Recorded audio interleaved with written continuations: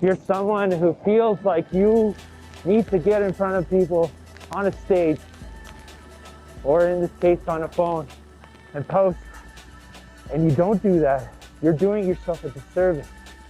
I know I was there.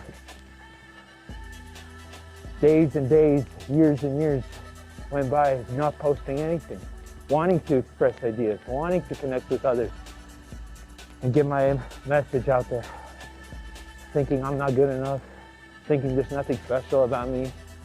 And yet even my worst performing videos have views.